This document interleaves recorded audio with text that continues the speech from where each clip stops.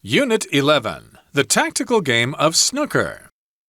You are likely familiar with pool, in which players try to use a long stick called a cue to knock or pot balls into pockets on the table.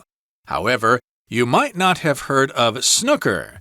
The games are similar, but the rules and in particular the massive size of the table make them quite distinct. The rules of snooker were devised in 1882 by Sir Neville Chamberlain, a British Army officer. At first, it was a game for gentlemen and military officers, but soon numerous snooker clubs opened up, making the game more accessible.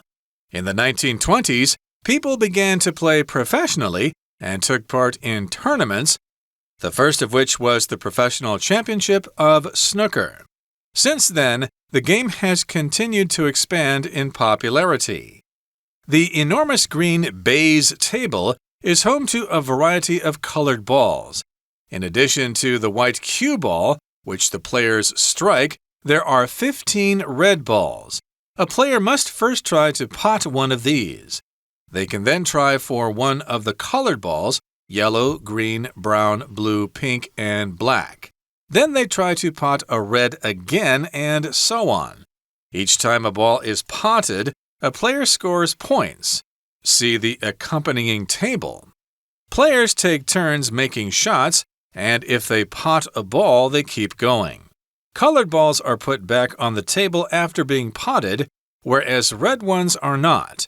After all the red balls are potted, players aim for the colored balls in order from lowest to highest value. If a player makes a foul shot, which could involve missing a ball, hitting a ball they didn't aim for, or accidentally potting the wrong ball, their opponent gets points. The player with the most points wins the frame, and one snooker match can consist of anything from 11 to 35 frames. Because of this scoring system and the size of the table, players can't just play casually. They need to plan ahead to set up their next few scoring shots or to leave the cue ball in a safe place. Snooker isn't easy, but with practice, it's an extremely rewarding pastime.